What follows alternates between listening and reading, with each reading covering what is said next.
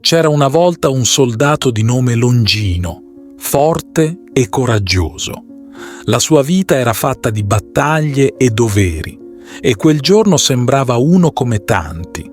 Doveva sorvegliare un uomo inchiodato a una croce, ma qualcosa di strano riempiva l'aria. Il cielo si era oscurato, come se anche la natura stesse soffrendo. Longino, con la sua lancia in mano, osservava tutto in silenzio.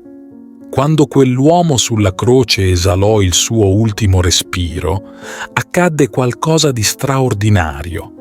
Longino, nel compiere il suo dovere, colpì il fianco dell'uomo con la sua lancia. Dal corpo ferito uscì sangue e acqua, e alcune gocce di quel sangue colpirono il volto di Longino.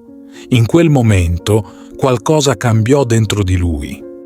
I suoi occhi, che da tempo vedevano male, iniziarono a guarire.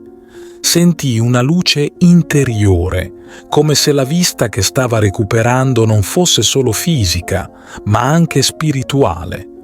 Per la prima volta, Longino sentì il cuore battere in modo diverso, come se una verità nascosta gli fosse stata rivelata. Si inginocchiò e con una voce tremante disse: «Questo uomo era veramente speciale». Da quel momento in poi, Longino non fu più lo stesso. Decise di lasciare la vita da soldato e seguire un cammino di fede e riflessione.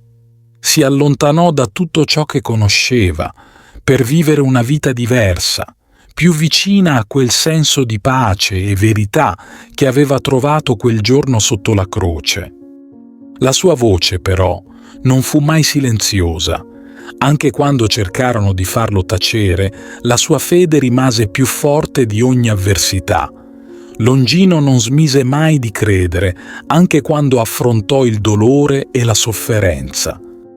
Alla fine della sua vita, Longino incontrò la morte con coraggio, ma senza paura. Il suo nome rimase vivo nei cuori di tutti quelli che credevano e cercavano speranza. Longino, che un tempo era un soldato, era diventato un simbolo di fede, colui che aveva trovato la verità e la luce in un momento di oscurità.